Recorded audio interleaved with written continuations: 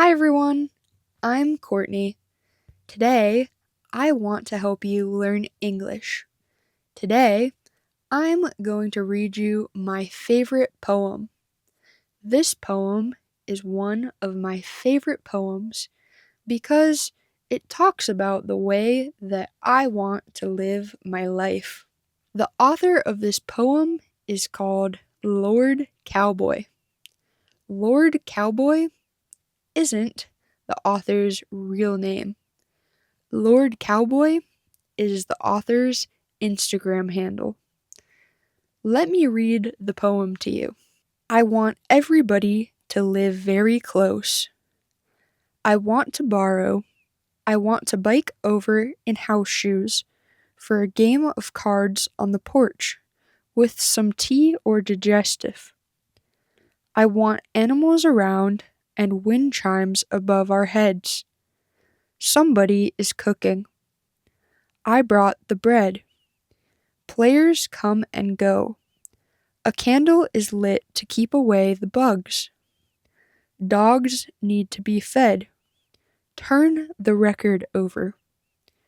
Song plays through the screen door. Chatter trickles out from the kitchen. Someone comes back from surfing, pulls a bag of oysters out from the back seat of the car. Looky here. There is little distinction between what's mine and yours. Where we sleep tonight and under whose roof matters not very much. When we part, we see each other again in the water or walking to the mailboxes. When we stay together on the sofa, on the floor, into deep listening and burning midnight oil, then in the morning one of us will rise and cut some fruit, make some coffee and tea, but not the same person who did it last time, because in this house we take turns. In this house we dance. This is one of my favorite poems because it is called A Life Well Spent. This poem, A Life Well Spent, talks about an ideal way to live your life. It provides an example of what the author thinks would be a great way to live their life. I agree with the author. I'm going to break down each of the sentences in this poem. I'm going to explain the meaning of each of the sentences in this poem. The first sentence says, I want everybody to live very close. That's pretty obvious. The author wants her friends and family to live close to her so that they don't live far away. She wants to be able to see her friends and family often. The next line says, I want to borrow. I want to bike over in house shoes for a game of cards on the porch with some tea or digestive. House shoes are shoes that you wear inside your house.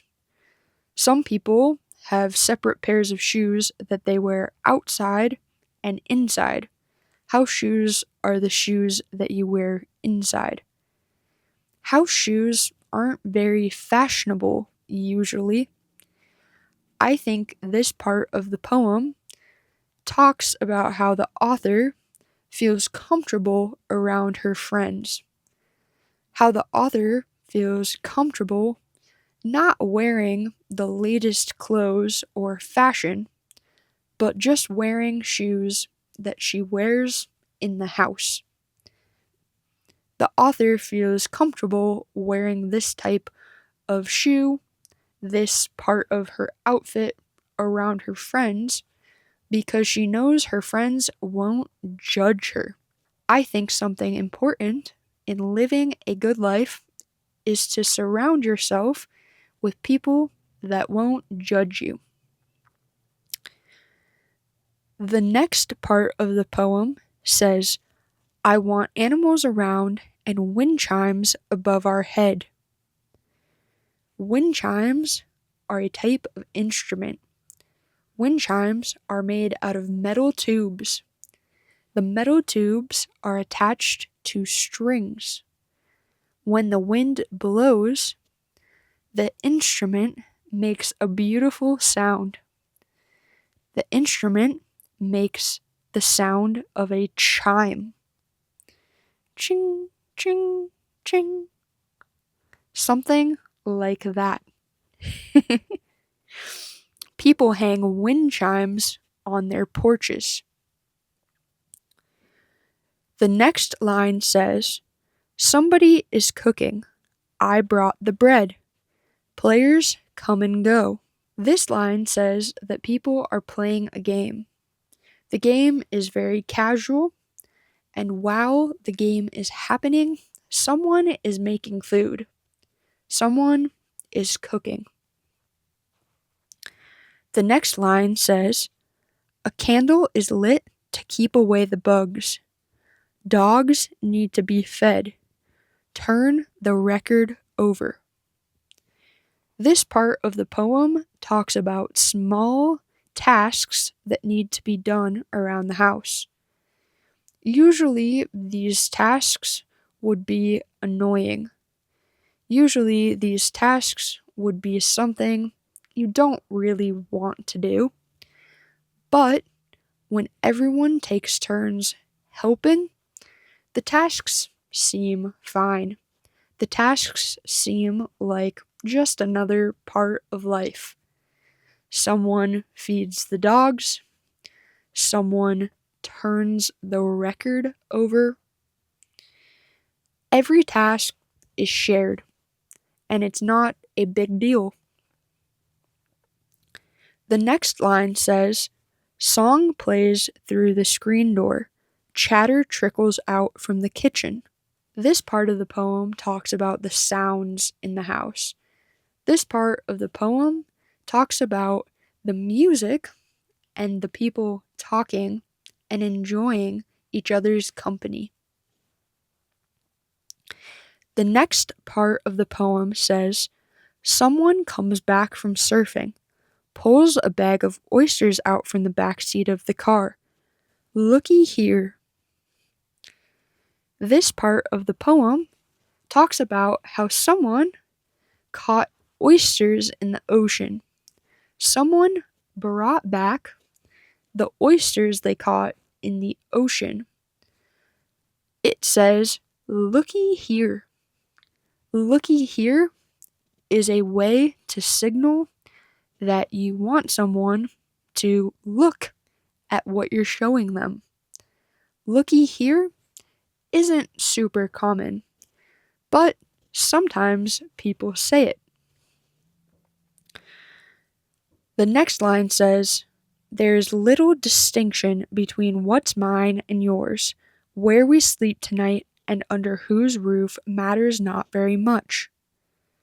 This part of the poem talks about how everyone is sharing the belongings that they have. Everyone is sharing their houses. Everyone is sharing their food. Everyone is sharing what they have with other people.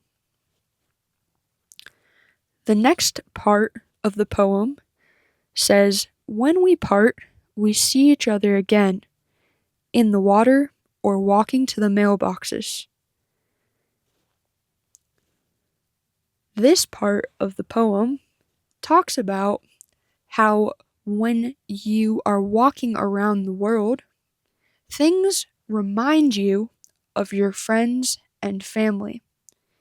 When you're living your life, you look around and see things that remind you of your loved ones.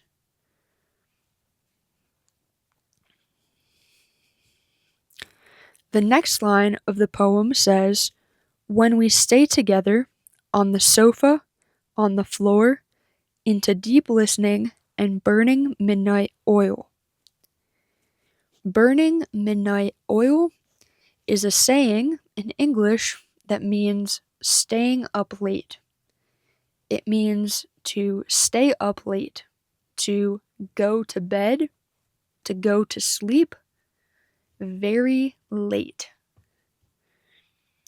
The next part of the poem says, "Then in the morning one of us will rise and cut some fruit, make some coffee and tea, but not the same person who did it last night, because in this house we take turns."